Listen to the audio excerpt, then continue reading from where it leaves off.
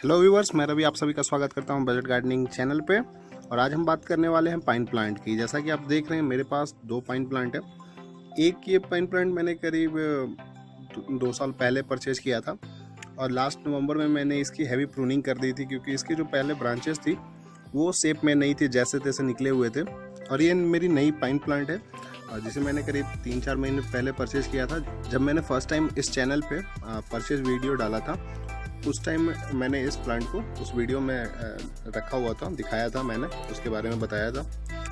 और तब से लेकर अभी तक मैंने करीब 3 महीने से ऊपर हो गए और मैंने इसे जैसे मैंने नर्सरी से परचेज़ किया था इस प्लास्टिक बैग में, उसी तरह से मैंने इसे ग्रो करने दिया। और इसमें कोई प्रॉब्लम नहीं आई थी। बस इसके टाइम टू टाइम हम पानी देते रहे और ये प्लांट सही से अपना ग्रोथ करता रहा। बड़े प्लांट की बात करूँ तो नवंबर के बाद जब मैंने इसे प्रून किया था तो काफ़ी स्लो ग्रोथ थी, बट आफ्टर फरवरी इसकी ग्रोथ थोड़ी तेज़ हो गई है। तो आज मैं आपको बताने जा रहा हूँ कि पाइन प्लांट को अपने गार्डन में आप कैसे लगा सकते हैं, उनकी सही तरीके से केयर कैसे करनी है, उन्हें हम किस तरह की सॉइल और फर्टिलाइज़र दे सकते हैं और हमें किस तरह से उनके वाटरिंग का खास ख्याल रखना होता है। तो इस वीडियो को आप अंत तक देखते रहें, मैं इन सारी चीज़ों को क्लियर करने वाला हूँ इस वीडियो में और आपको काफ़ी अच्छा लगेगा ये वीडियो। और काफ़ी बहुत ही अच्छा प्लांट है ये। तो इस पाइन ट्री को हम चीड़ pine, Himalayan long leaf pine, Pinus roxburghii, long leaf Indian pine के नाम से भी जानते हैं। और ये हिमालय की नेटिव प्लांट है, जो पूरे हिमालय की जो पर्वत श्रृंखला है उस सारे एरियाज़ में ये पाए जाते हैं, specially in India, Pakistan, Nepal, Afghanistan, Tibet और म्यांमार के भी कुछ हिस्सों में ये पाए जाते हैं। इंडिया में स्पेशली जम्मू कश्मीर, हिमाचल प्रदेश, पंजाब, उत्तराखंड, सिक्किम और अरुणाचल प्रदेश ये प्लांट पाए जाते हैं। ये जो हमारा पाइन ट्री है जिसे हम पाइनस रॉक्सबर्गी और कॉमनली जिसे हम चीड़ पाइन या लॉन्ग लीफ इंडियन पाइन कहते हैं, ये पाइन प्रजाति का पौधा है। तो इस प्लांट का जो नाम पड़ा है जिसे हम पाइनस रॉक्सबर्गी जो बोलते हैं, उसका वो नाम इसे विलियम रॉक्सबर्ग के नाम पर रखा गया। William Roxburgh Scottish surgeon botanist थे जो इंडिया में काम करते थे और इन्हें इंडियन बॉटनी का फाउंडिंग फादर भी कहा जाता है। और ये जो पाइन ट्री है वो अपने अदर वेराइटीज से कम ऊंचाई पे पाई जाती है। जैसे ये बेसिकली हिमालयन क्षेत्र में 500 से 2000 मीटर तक की ऊंचाई तक पाई जाती है। ओकेजनली ये करीब 2300 मीटर तक की ऊंचाई पे भी मिलते हैं। हिमालयन पाइन की और भी वेराइटीज़ है, जैसे blue pine, Bhutan white pine, Chinese white pine, चिलगोजा पाइन, सिकांग पाइन, ये सब वेराइटी है जो हिमालयन पाइन से रिलेटेड है। ये हिमालय रेंज में पाई जाती हैं और ये प्रॉपर हिमालयन और ये जो सब कॉन्टिनेंट है साउथ ईस्ट एशिया का, भारतीय सब कॉन्टिनेंट का पौधा है। तो अब इस पाइन ट्री को मैं जो प्लास्टिक में लगी हुई है इससे अलग कर लेता हूँ।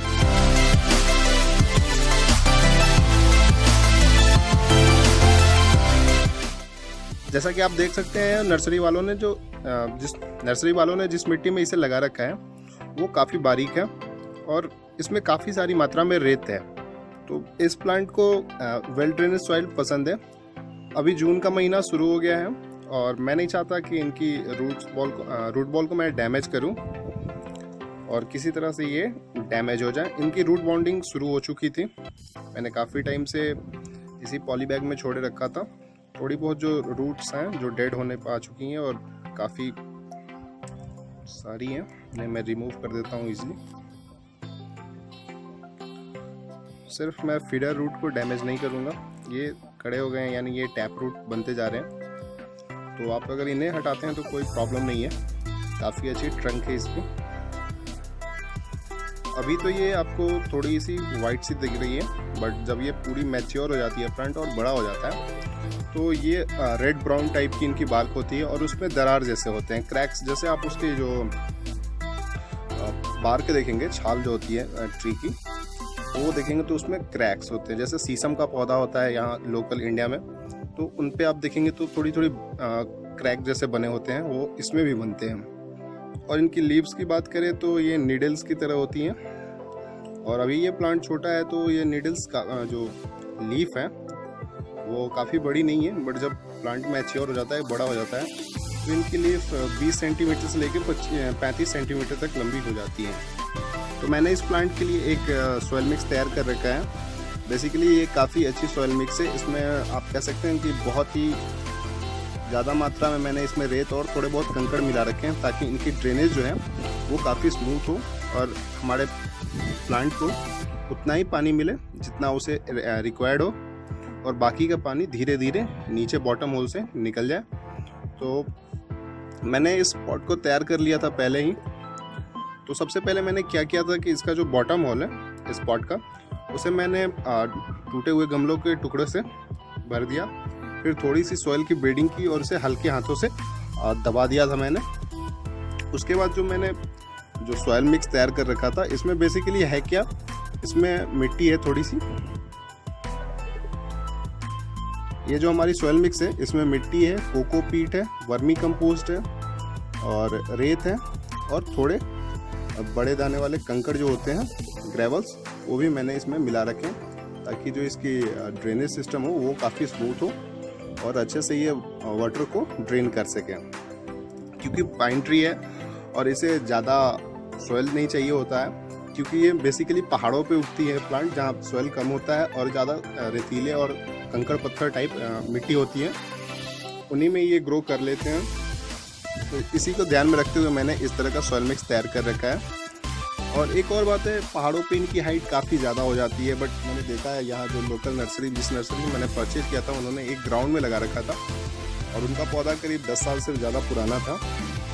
उसकी हाइट मुश्किल से मैंने देखी कि करीब 30 से 30 फीट के आसपास थी। तो मैं ये नहीं कह सकता कि ये कितना ग्रो करेगी, क्या हाइट जाएगी, ये मुझे भी नहीं पता है अभी। ये जो मैं जो बात कर रहा हूँ वो मैदानी एरिया के लिए कर रहा हूँ। ये बेसिकली प्लांट माउंटेन एरिया का है, वो मैं नहीं जानता, लेकिन जो मैंने देखा है वो करीब 30 फीट तक हाइट तक उनके नर्सरी में जो थी प्लांट पाइन की, वो ग्रो कर चुकी थी और अभी भी वो ग्रो कर रही है। पाइन ट्री को फुल सनलाइट चाहिए ग्रो करने के लिए। ये फुल सनलाइट में काफ़ी अच्छी तरीके से ग्रो करती है। और अभी जैसे गर्मी काफ़ी तेज़ है और धूप भी काफ़ी तेज़ हो रही है, तो आप इन्हें ग्रेनेट में रख सकते हैं, पार्शियली शेड में, बट इन्हें इनडायरेक्ट सनलाइट मिलती रहना चाहिए। अगर हम इसे किसी इंडोर या काफ़ी डार्क शेड वाले एरिया में रख दें तो शायद इनकी लीव्स डैमेज करने लगे। मैंने तो इसे अभी ग्रीन नेट के अंदर ही रखा हुआ है, क्योंकि काफ़ी धूप है। मैंने सारे प्लांट को अपने ग्रीन नेट में अभी रखा हुआ है।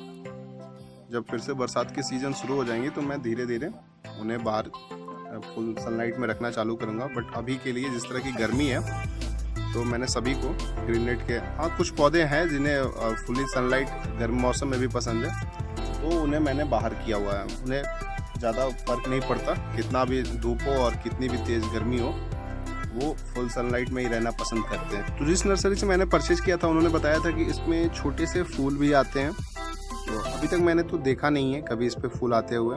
जब इस पर फूल आएंगे तो वो भी मैं आपके साथ शेयर करूंगा। बेसिकली फूल उन्होंने बताया था कि कुछ खास होता नहीं है, एक छोटी छोटी सी इधर बर्ड की तरह लगती है। और ये प्लांट की अगर प्रोपगेशन की बात करें तो इनके सीड से इनकी प्रोपगेशन होती है, और वो भी इन स्टेम पे ही लगती है, कोन उसे बोलते हैं।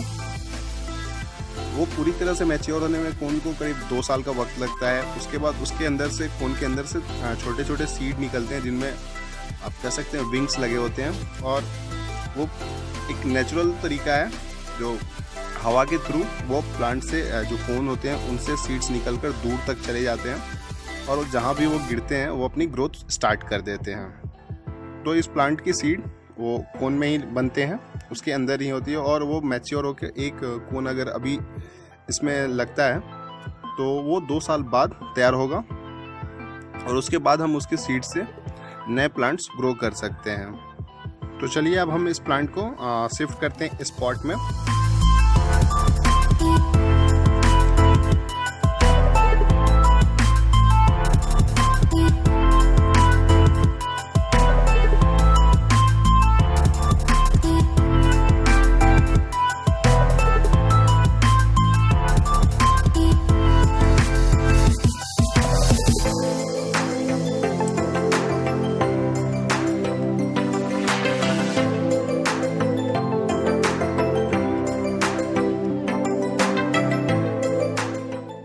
तो अब टाइम है इसे पानी देने का। तो हमें पानी देने वक्त इसका ख्याल रखना चाहिए। इस प्लांट को ज़्यादा पानी की ज़रूरत नहीं होती है, इसे मीडियम वाटर चाहिए होता। तो हमें दोबारा पानी देने से पहले ये श्योर कर लेना चाहिए कि इसकी जो ऊपरी सतह है वो ड्राई हो चुकी है, उसके बाद ही इसे दोबारा पानी ऑफर करना चाहिए।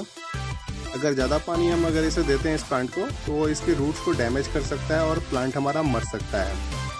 इसलिए हमें वाटरिंग का काफ़ी खास ख्याल रखना होता है किसी भी प्लांट के लिए। और अगर बात करें कि इसे क्या फर्टिलाइज़र देना है, तो आप इसे किसी भी तरह का ऑर्गेनिक फर्टिलाइज़र यूज कर सकते हैं। मैं वर्मी कंपोस्ट यूज करता हूँ सभी प्लांट्स के लिए। इनके ग्रोथ सीजन में हम इन्हें स्लो रिलीजिंग फर्टिलाइज़र ऑफ़र कर सकते हैं। इसमें 1 से 2 चम्मच बोन मील ये सब हम ऐड कर सकते हैं। वो स्लो रिलीजिंग फर्टिलाइज़र है बोन मील, तो वो देने से होता है क्या कि उसमें जो न्यूट्रिएंट्स होते हैं वो धीरे धीरे प्लांट को मिलते रहते हैं, तो वो प्लांट अच्छे से ग्रो करता है। तो हमारे पाइन प्लांट की शिफ्टिंग हो चुकी है और हमने इसे एक नए पॉट में शिफ्ट कर दिया है, जो प्लास्टिक बैग से काफ़ी बड़ा है। 8 इंची का पॉट है हमारा।